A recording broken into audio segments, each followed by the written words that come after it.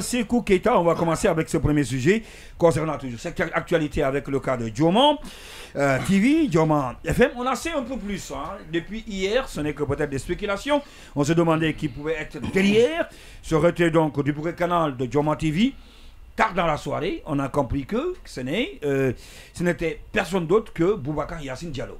Oui, d'abord bonsoir, parce que bonsoir. Je ne vais pas accepter la ségrégation.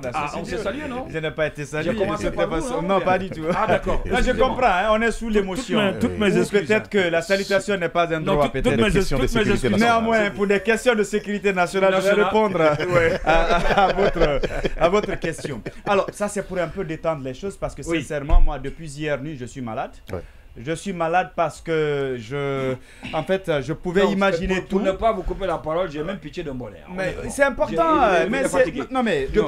Depuis ce matin, ils sont. Ce dont on parle, c'est ce que je dis. Ils sont aussi élus pour ça. Je le disais hier, ça va au-delà, ça va au-delà de la presse. Mais c'est l'avenir de cette transition et de ce pays qui est en jeu. C'est de cela qu'on parle. C'est pourquoi je suis tombé malade. Tombé malade parce que, comme on le dit souvent, on dit.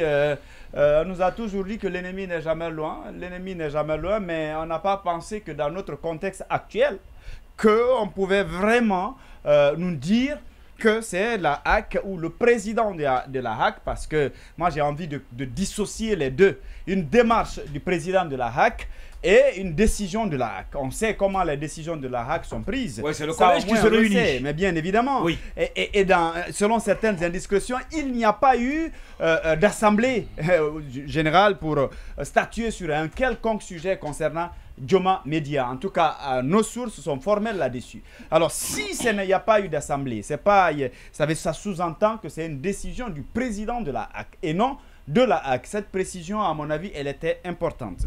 Mais je me pose des questions. Premièrement, le courrier date du 6 décembre 2023.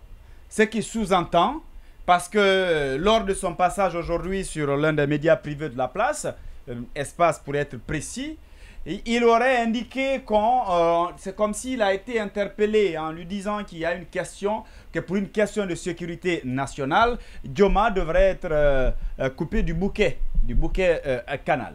Et du coup, il aurait saisi à son tour Canal. Il a donc à son tour saisi Canal. Alors, la question que l'on se pose, parce qu'il a laissé entendre que c'était peut-être une question d'urgence, il fallait agir. Mais j'ai envie de comprendre. On nous a retiré du bouquet Canal. Mais on ne nous a pas quand même empêché en ce moment-là d'émettre. C'est vrai, on avait brouillé les ondes, mais quand même ça passait à la radio.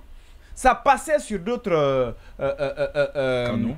Les canaux que nous utilisons sur d'autres canaux. Mais en fait, j'ai envie de comprendre. Là, j'ai quand même du mal à comprendre tout ça. Ok, on va lui accorder le bénéfice du doute qu'il s'agissait d'une question de sécurité nationale. Il a saisi et je pense que immédiatement, on aurait pu saisir Dioman Media. Parce que pour moi, si on doit parler de sécurité nationale concernant les médias ou concernant ce qu'on dit dans les médias, là, quand même, est mieux placée pour quand même être informé. Ça devrait même être l'inverse. C'est la HAC qui peut informer les autres pour dire attention, avec le système de monitoring, on s'est rendu compte que tel média a fait ceci, dit cela. Mais ce n'est pas la présidence ou en tout cas d'autres autorités qui peuvent quand même informer la HAC. La HAC a tous les moyens de vérifier et de s'assurer de ce qu'on est en train de dire. N'a pas reçu de la pression, une pression de la présidence. Moi, je m'en tiens à ce qu'il a dit. Oui. Il n'a pas dit qu'il a fait sous contrainte. Oui. Il a assumé cette fois-ci. Parce que là, apparemment, il a dit ce matin... assumé entre griffes. Oui. Entre griffes. Parce que je pense que si on n'avait pas eu ce courrier, parce que ce n'est pas la HAC qui nous a adressé ce courrier, ça ne vient pas du ministère de la Communication. Ce courrier, Dioman s'est battu pour l'avoir ailleurs. Et ce qui sous-entend que si ce courrier ne s'était pas retrouvé à la place publique, Yacine n'allait pas assumer. Ça s'est passé le 6. Du 6 jusqu'à aujourd'hui. Avant-hier, aucune communication. Il avait la possibilité quand même, du moment où il a déjà écrit le courrier, il avait la possibilité de vérifier les choses et mener peut-être parallèlement d'autres démarches auprès du média concerné. Ou même écrire un courrier. ou aller suivre les différentes émissions. Parce que là, sécurité nationale, on a vraiment envie de comprendre en quoi Joma pourrait être concerné. Mais je me dis qu'il avait quand même la possibilité, s'il s'agit des émissions, d'écouter les émissions, s'il s'agit de contacter les responsables du média, il avait aussi cette possibilité.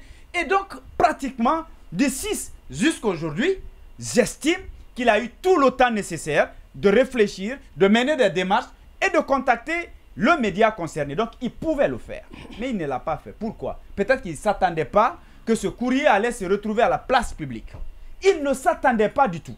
C'est ça la vérité. Oui. Ça fait que la sortie, en réalité, ça n'a fait qu'aggraver la situation. Parce que là, c'est encore plus grave ce qu'il a dit que son silence.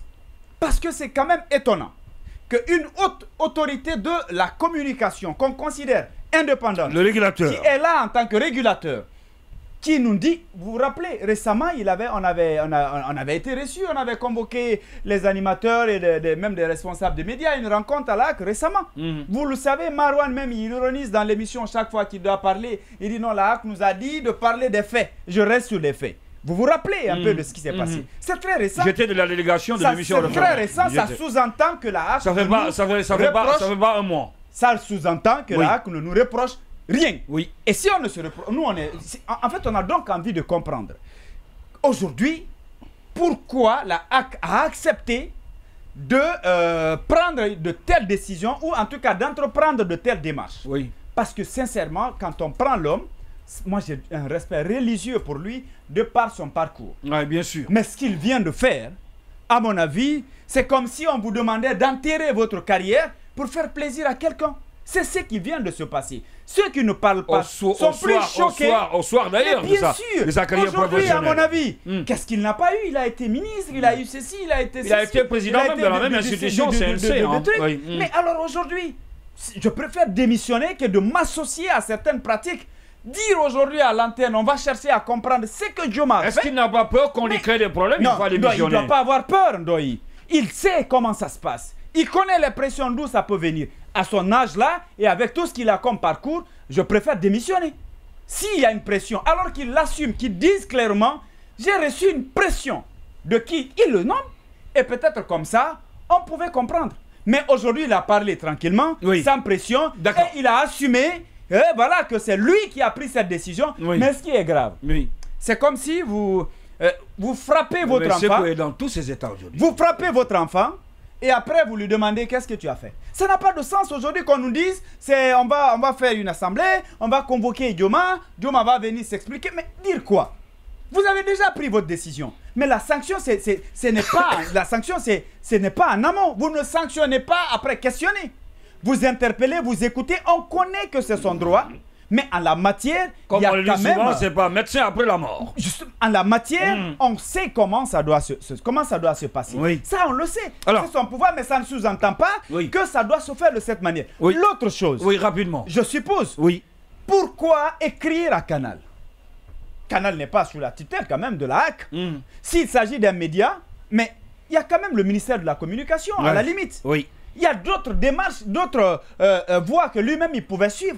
Mais il ne l'a pas fait. Il a décidé directement d'adresser ses courriers sans une communication. Je pense que pour moi, il n'est pas de ma nature de tirer sur l'ambulance. Et donc, en fait, il y a de ces choses, je ne vais pas leur dire. Mais je suppose que cette rencontre de ce soir, parce qu'on a appris qu'ils sont en réunion. Moi-même, je suppose que la première décision sera de demander à Canal de rétablir Joma dans ses droits, je suppose. D'accord. Et que la HAC nous fasse d'abord un communiqué pour demander pardon à Joma Media et après rencontrer les responsables, nous dire qu'est-ce qu'on nous reproche. Parce que si on doit nous reprocher des choses, d'accord, mais il y a la méthode, il y a la manière, comment ça doit se passer, tout est clairement défini. On n'invente rien, on respecte simplement la loi. À ce que je sache, on travaille de façon professionnelle. Nous veillons à ce que les lois de la République soient respectées. Et je pense que, je ne sais pas en quoi, un média qui se bat pour mettre à la place publique, pour informer les citoyens de ce qui se passe dans son pays, je suppose, si cela devrait être un crime, alors nous allons assumer.